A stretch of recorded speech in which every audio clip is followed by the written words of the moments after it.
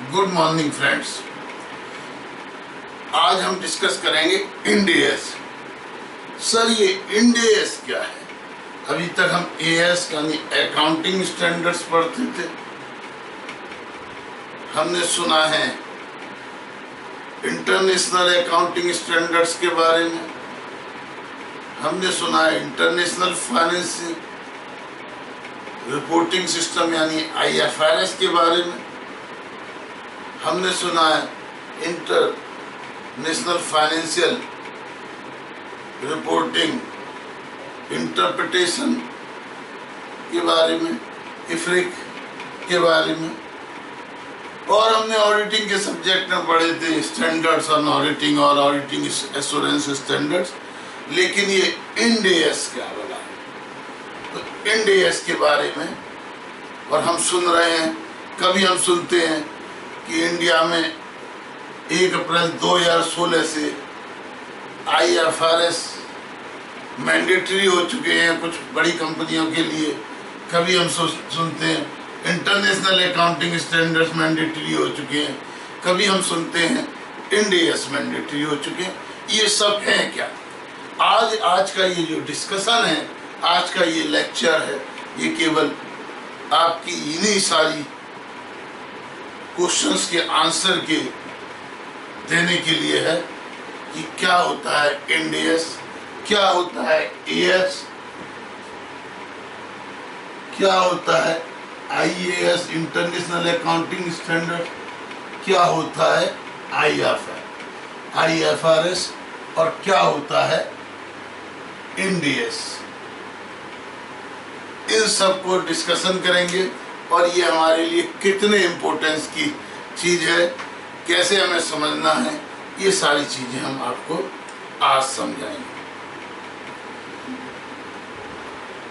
जैसा कि आप जानते हैं अकाउंटिंग स्टैंडर्ड्स इंडिया में बनने शुरू हुए और केवल 87 तक कुछ अकाउंटिंग स्टैंडर्ड्स आए, अकाउंटिंग स्टैंडर्ड 1, अकाउंटिंग स्टैंडर्ड 2। इस तरह ये अकाउंटिंग स्टैंडर्ड्स जिस तरह इंडिया में बनने शुरू हुए, इसी तरह हर कंट्री के अंदर अकाउंटिंग स्टैंडर्ड्स बनने शुरू हुए।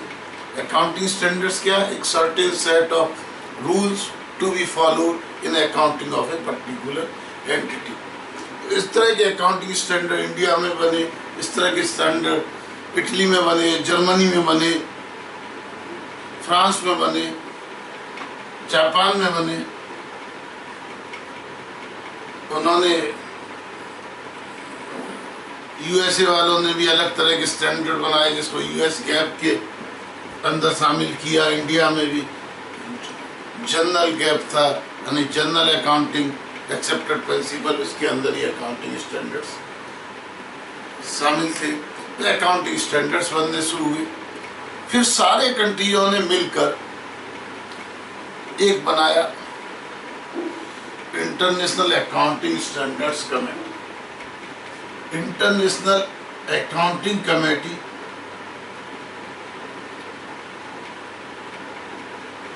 International accounting standards committee. ये अकाउंटिंग कमेटी बनी लंदन में और इस इंटरनेशनल अकाउंटिंग स्टैंडर्ड्स कमेटी ने भी स्टैंडर्ड्स बनाने शुरू किए। इस इंटरनेशनल अकाउंटिंग स्टैंडर्ड्स कमेटी में काफ़ी देशों के रिप्रेजेंटेटिव थे, इंडिया के भी रिप्रेजेंटेटिव। ओके, तो इस इंटरनेशनल अकाउंटिंग स्टैंडर्ड्स कमेटी ने काम किया अप टू ईयर 2000। ईयर 2000 तक इस इंटरनेशनल अकाउंटिंग स्टैंडर्ड्स कमेटी ने 41 स्टैंडर्ड्स बनाए, जिसको यदि हम समझने के लिए इन अकाउंटिंग स्टैंडर्ड्स को यदि अलग से करें, सीरीज में डिवाइड करें याद करने के लिए, तो 1 से 10, 11 से 20, 21 to 30, 30 to 41, इन सीरीज में हम रख रहे हैं। ये कोई अकाउंटिंग स्टैंडर्ड कमेटी ने इस तरह की सीरीज नहीं बनाई, किसी बुक में ये सीरीज नहीं है। ये सीरीज केवल आपको समझाने के लिए, आपकी रिमेम्बरेंस के लिए ये हमने एक सीरीज के अंदर for the purpose of easy understanding इसको 4 पार्ट में डिवाइड किया है, या आपके 4 भागों में विभाजित किया। तो ये जो 41 स्टैंडर्ड्स थे, ये 41 स्टैंडर्ड्स आए। उन स्टैंडर्ड्स में कुछ स्टैंडर्ड विड्रॉ हो गए, दूसरे में मर्ज हो गए, उनका नेम चेंज हो गया, रीडिफाइंड हो गए। तो कुल मिला के ये जो 41 स्टैंडर्ड्स थे, इनमें से केवल 1, 2, 7, 8 इन 10 स्टैंडर्ड्स में आज की डेट में केवल 1, 2, 7, 8 यानी इंटरनेशनल अकाउंटिंग दिखाई दे रहा है।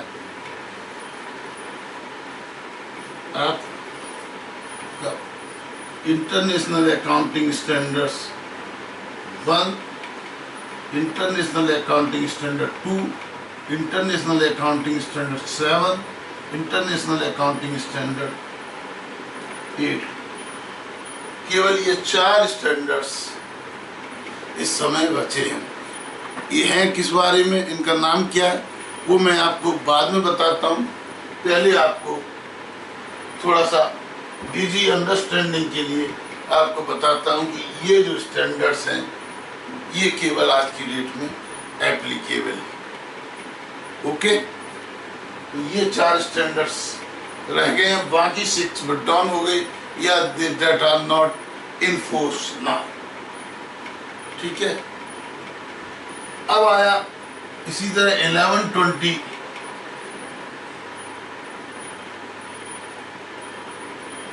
इस सीरीज के अंदर IAS 12, IAS 14, IAS 17, IAS 19 and IAS 20। 11 to 20 वाली सीरीज में केवल 5 स्टैंडर्ड्स आज की डेट में एप्लीकेबल हैं, बाकी विड्रॉ हो चुके हैं या फिर किसी और में मर्ज हो गए या रीनेम हो गए। कुल मिला के out of 10, 5 have been withdrawn. केवल 5 स्टैंडर्ड्स हमारे रह गए। नेक्स्ट सीरीज है 21 to 23। इसके अंदर IAS 21, IAS 23, IAS 24, IAS 27, IAS 28, IAS 29, 6 standards इस सीरीज के अंदर है। यानी 22 आपका विड्रॉ हो गया, 25, 26 विड्रॉ हो गया और 30 विड्रॉ हो गया। ओके, तो ये आपका स्टैंडर्ड्स है।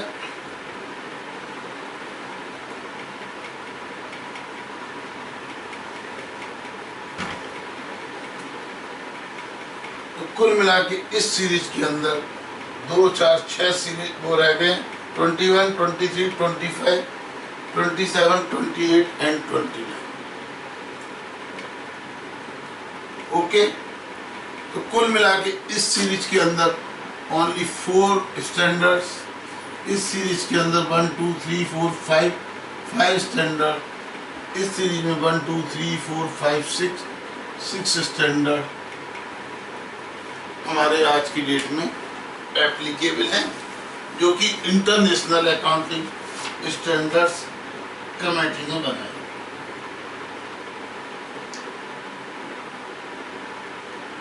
Okay,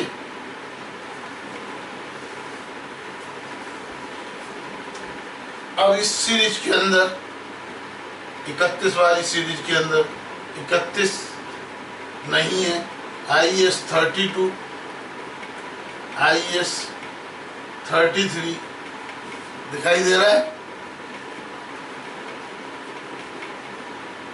IAS 32, IAS 33, IAS 34, IAS 36, IAS 37, IAS 38, 39 नहीं है, 35 नहीं है।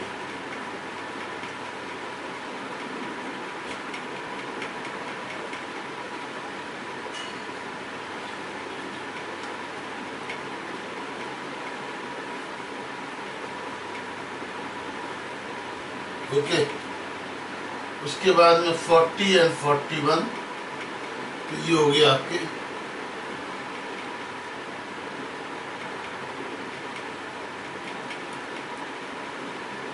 एक 32, 33, 34,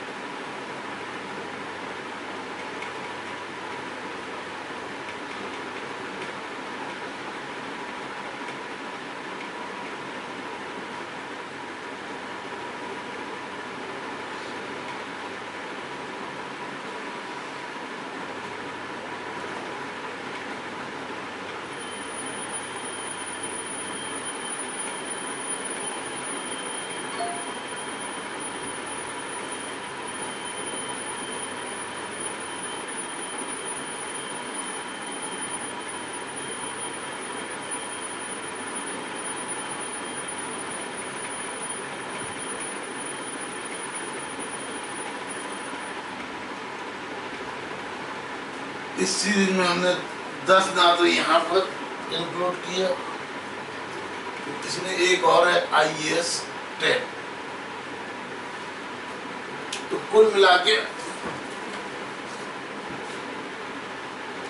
5, 5, 6, 8, 5 + 5 10, 10 + 16 यानी 24 जो इंटरनेशनल अकाउंटिंग स्टैंडर्ड्स हैं, ये नोटिफाई किए जा चुके हैं institute of chartered accountants of India और MCA ने। लेकिन ये जो इंटरनेशनल अकाउंटिंग स्टैंडर्ड्स हैं, इंडिया कभी भी यों की त्यों कोई चीज़ एक्सेप्ट नहीं करता, क्योंकि इंडिया की अपनी सिचुएशंस हैं, अपने लॉ हैं, अपने प्रोसीजर्स हैं। ओके, इंडिया क्या करता है, कभी भी यूं की त्यों चीज़ों को एक्सेप्ट नहीं करता है, कुछ ना कुछ उसमें बदलाव की जरूरत होती है, कुछ ना कुछ बदलाव करता है। तो आज की डेट में इंडिया के अंदर आपको पता है, इंडिया ने इंटरनेशनल अकाउंटिंग स्टैंडर्ड एक्सेप्ट किए हैं, लेकिन उनको यूं की तो ना करके उसमें कुछ ना कुछ चेंज किया है, कुछ ना कुछ मॉडिफिकेशन किया है, कुछ रास्ते निकाले हैं, अलग रास्ता निकाला है जिसको कहते हैं carve out. Carve out means अलग रास्ता निकालना और कंट्रियों से अलग। इसलिए हमारे यहाँ के जो एक्सेप्ट किए हैं, जो MCA ने नोटिफाई किए हैं, जो इंस्टीट्यूट ऑफ चार्टर्ड अकाउंटेंट ने रिकमेंड किए, जिसके बेसिस पे नकास ने और उसके बाद में MCA ने नोटिफाई किए हैं, दैट इज देसी वर्जन ऑफ। तो यहाँ पर हमने क्या किया है, तो इसको हमने IAS ना करके इंड AS का है। इंड AS क्या है, देसी वर्जन ऑफ, देसी वर्जन ऑफ IAS। तो ये हमारा जो है देसी वर्जन है, देसी वर्जन ऑफ IAS। तो जब हमने देसी वर्जन किया तो हमने इसका नाम IAS की जगह कर दिया इंडियस। तो ये हमारा हो गया क्या, इंडियस 1, इंडियस 1। ये हमारा हो गया इंडियस 2, ये हो गया इंडियस 7, ये हमारा हो गया इंडियस 8, ये हमारा हो गया इंडियस 10, ये हमारा हो गया इंडियस 12, ये हमारा हो गया इंडियस 14, ये हमारा हो गया इंडियस 17, ये हमारा हो गया इंडियस 19, ये हमारा हो गया इंडियस 20। ओके, ये हमारा क्या हो गया, इंडियस 20। ये हमारा हो गया इंडियस 21, ये हमारा हो गया इंडियस 23, ये हमारा हो गया इंडियस 24, ये हमारा हो गया इंडियस 27, ये हमारा हो गया इंडियस 28, और ये हमारा हो गया इंडियस 29। इसी तरह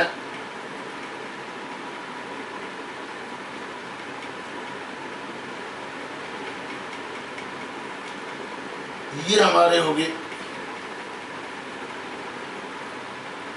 Indians 32, Indians 33, Indians 34,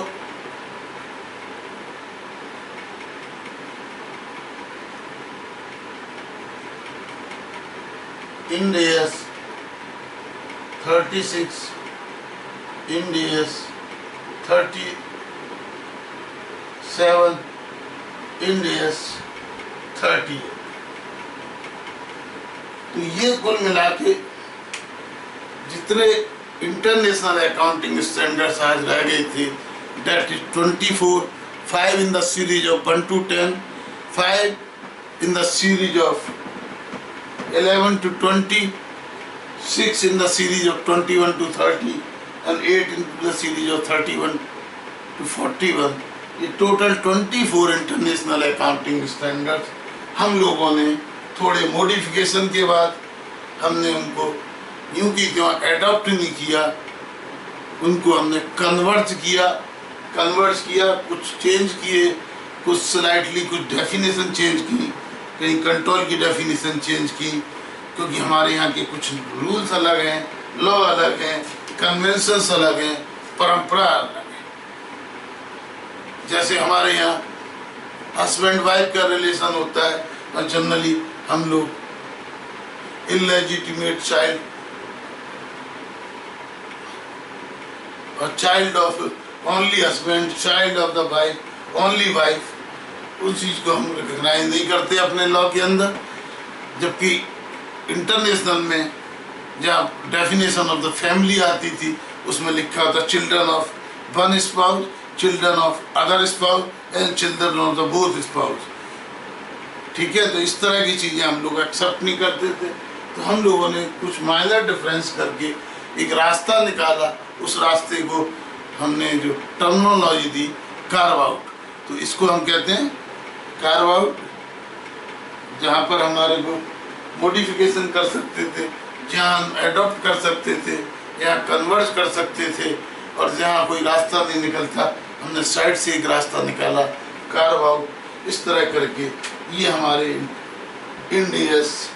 international accounting standards हमने, क्योंकि वो योग्यता 100% नहीं थे, उसमें थोड़ा बहुत इंडियन कल्चर के हिसाब से जिस तरह हमने एक्सेप्ट किया। आपको पता है कि जैसे हमारे यहाँ सोनिया गांधी हमारी कांग्रेस की प्रधानमंत्री, कांग्रेस की कांग्रेस की पार्टी की अध्यक्षा, वो कहाँ की रहने वाली हैं? वो इटली की, वो विदेशी। लेकिन हमने इन विदेशी को यूँ की तरह एक्सेप्ट नहीं किया। आपने देखा इटालियन के लोगों का ड्रेस, उनका व्यवहार, उनका संस्कार दूसरे हैं। जबकि सोनिया गांधी क्या पहनती है? वो साड़ी पहनती है हिंदुस्तानी कल्चर के हिसाब से। तीज त्योहार मनाती हैं। तो हमने क्या किया? देसी वर्जन ऑफ। तो सोनिया गांधी क्या? देसी वर्जन ऑफ फॉरेनर। इसी तरह हम लोगों ने क्या किया? इंटरनेशनल अकाउंटिंग स्टैंडर्ड्स हमने मान तो लिए, लेकिन इंटरनेशनल अकाउंटिंग स्टैंडर्ड्स का देसी वर्जन हमने माना। तो देसी वर्जन से कहीं कंफ्यूजन ना हो कि भाई इंटरनेशनल अकाउंटिंग स्टैंडर्ड इस किताब में तो ये लिख रहा है और हमारे यहाँ की किताबों में ये लिख रहा है। तो हमने उस देसी वर्जन के लिए इंटरनेशनल अकाउंटिंग स्टैंडर्ड्स का नंबरिंग सेम रखी। नाम में केवल इंटरनेशनल की जगह इंड एस कर दिया। इंड एस क्या है? देसी वर्जन ऑफ IAS पर। आज आपको सब समझ में आया होगा कि भाई ये इंड एस क्या है। इंड एस कुछ नहीं है। इंड एस केवल इंटरनेशनल अकाउंटिंग स्टैंडर्ड्स हैं with slight modification, with slight amendment और स्लाइट कार्व आउट। ओके, किसी चीज का दूसरा तरीका निकाला है, इसको कहते हैं इंड एस। ओके, तो टोटल कंफ्यूज मत होना। टोटल 41 आज तक 2000 तक इंटरनेशनल अकाउंटिंग स्टैंडर्ड कमेटी ने टोटल स्टैंडर्ड्स निकाले। उन 41 में से 17 विड्रॉ हो गए, मॉडिफाई हो गए, अमेंड हो गए और केवल 24 एग्जिस्टिंग स्टैंडर्ड्स रहे। उन 24 को हमने slight modification, slight conversion, slight carve out के बाद में एक नया नाम देके इंड एस करके हमने अडॉप्ट कर लिया। तो Ind AS is nothing more than desi version of international accounting standards. Okay, तो ये हमने थोड़ा सा आपको बताया इंटरनेशनल अकाउंटिंग स्टैंडर्ड्स के बारे में और इंड एस के बारे में। सर ये तो बात समझ में आई कि ये इंड एस है अकाउंटिंग, लेकिन बात तो IFRS की हो रही है कि 1 अप्रैल 2006 से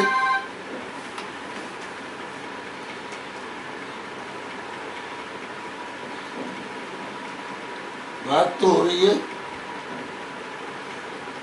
कि 1 अप्रैल 2016 से IFRS एप्लीकेबल हो गई। बात किसकी हो रही है? बात हो रही है IFRS की। 1 अप्रैल 2016 से IFRS एप्लीकेबल हो गए, इस बारे में बात हो रही है और कोई बात हो नहीं रही है। ओके, तो IFRS क्या है? तो IFRS क्या है ये भी हम बताते हैं। क्या हुआ, ये जो इंटरनेशनल अकाउंटिंग स्टैंडर्ड कमेटी थी, जो इंटरनेशनल अकाउंटिंग स्टैंडर्ड्स बनाती थी, इस इंटरनेशनल अकाउंटिंग स्टैंडर्ड्स कमेटी का अपग्रेडेशन हो गया और इसका नाम रखा गया इंटरनेशनल अकाउंटिंग स्टैंडर्ड बोर्ड। इसका अपग्रेडेशन हुआ और इसका नाम बदल के हो गया इंटरनेशनल अकाउंटिंग स्टैंडर्ड बोर्ड। कब से? 2000 में, इन द ईयर 2000। तो 2000 तक जो भी स्टैंडर्ड बनाए इंटरनेशनल अकाउंटिंग स्टैंडर्ड्स कमेटी ने, उनको कहा गया था इंटरनेशनल IAS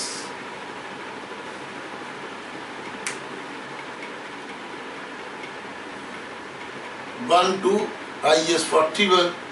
लेकिन जो 2000 के बाद जो स्टैंडर्ड बने, जो कि पिछले 15 इयर्स में 15 स्टैंडर्ड्स बन चुके हैं,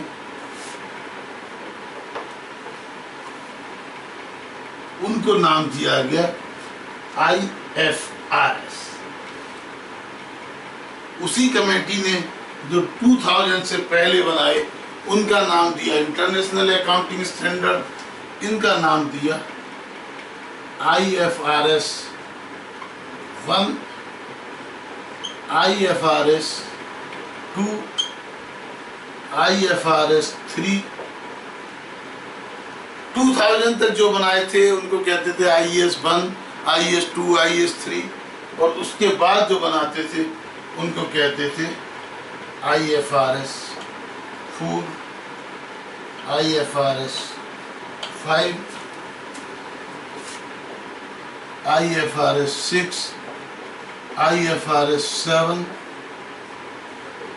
IFRS 8, IFRS 9, IFRS 10, IFRS 11, IFRS 12, IFRS 13, IFRS 14, IFRS 15।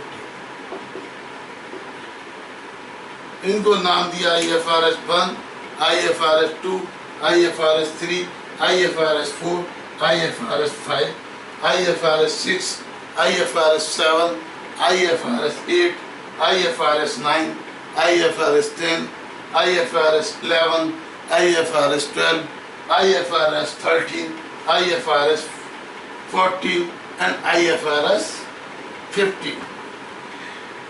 इनको भी हमारे इंस्टीट्यूट ऑफ चार्टर्ड अकाउंटेंट्स ने एक्सेप्ट किया और साथ ही MCA ने भी नोटिफाई कर दिया और 1 अप्रैल 2016 से ये भी एप्लीकेबल हो गई। लेकिन ये IFRS भी यूं के त्यों एप्लीकेबल नहीं हुए, ये भी इनका भी देसी वर्जन एप्लीकेबल हुआ। इनका क्या हुआ? देसी वर्जन। तो IFRS का देसी वर्जन भी इंड AS कहलाया, लेकिन उसकी नंबरिंग थोड़ी सी अलग तरह से की गई, तो इसको IFRS को नाम दे दिया गया इंड AS। लेकिन ये जो 1 से शुरू था इसको 101 कर दिया गया। IFRS 2 को इंड AS 102 कर दिया गया। IFRS 3 को इंड AS 103 कर दिया गया। IFRS 4 को इंड AS 104 नाम दिया गया।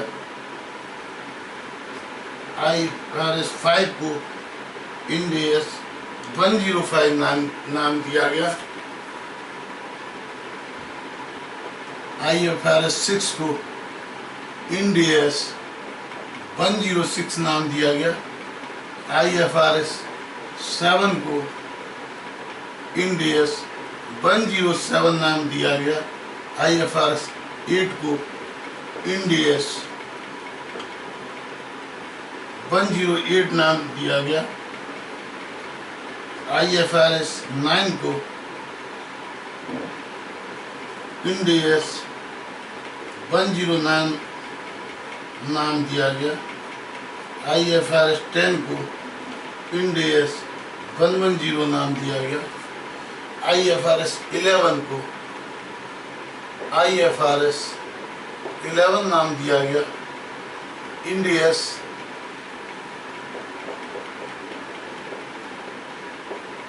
111 नाम दिया गया। IFRS 12 को इंड AS 112 नाम दिया गया। IFRS 13 को इंड AS 1113 नाम दिया गया। IFRS 14 को इंड AS 114 नाम दिया गया।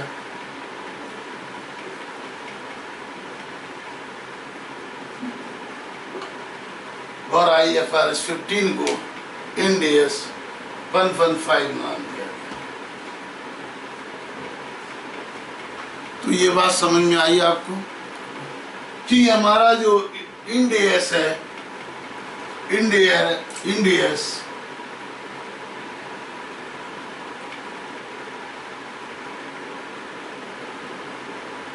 1 to 41 is the Desi version of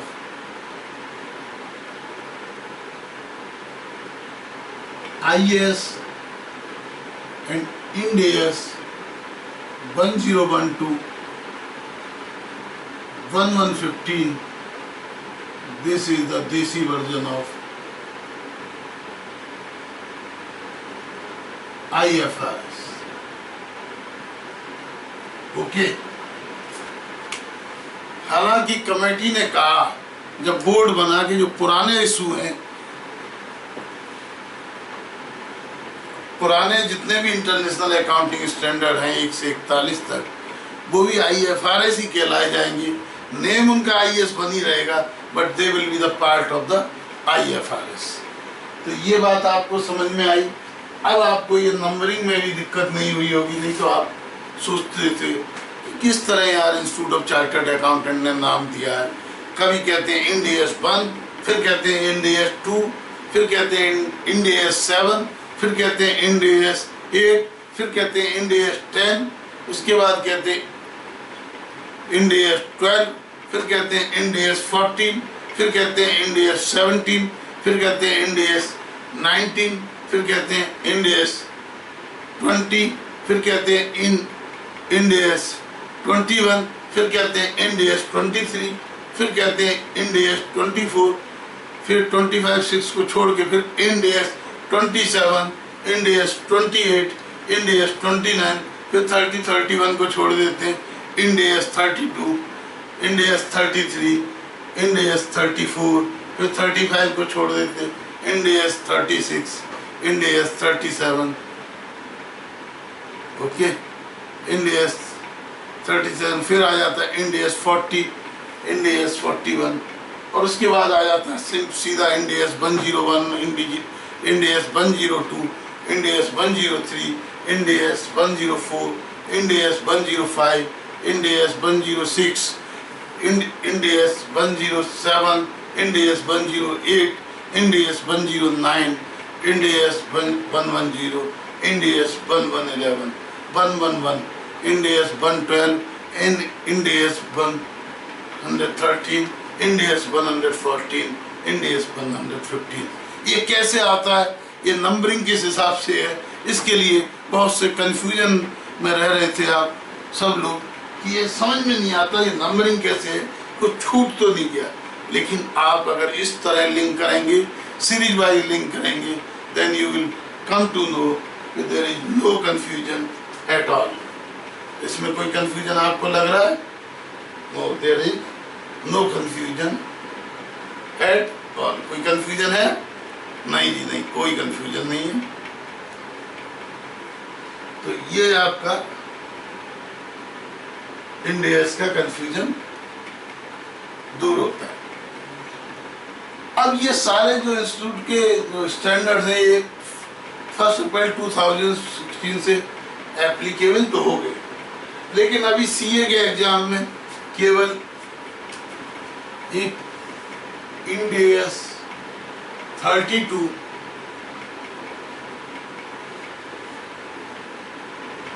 Ind AS 107, Ind AS 109, इन्हीं तीन को अभी एग्जाम पर्पज के लिए केवल इन तीनों की स्टडी CA फाइनल वालों ने अभी कंपलसरी की है।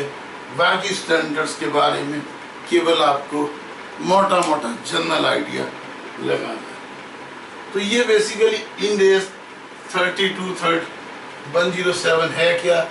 ये बेसिकली पुराना जो अकाउंटिंग स्टैंडर्ड 31, 32, 30 था रिगार्डिंग फाइनेंशियल इंस्ट्रूमेंट, केवल उनकी ही डिटेल स्टडी आपको करनी है, बाकी सबकी डिटेल स्टडी आपको नहीं करनी।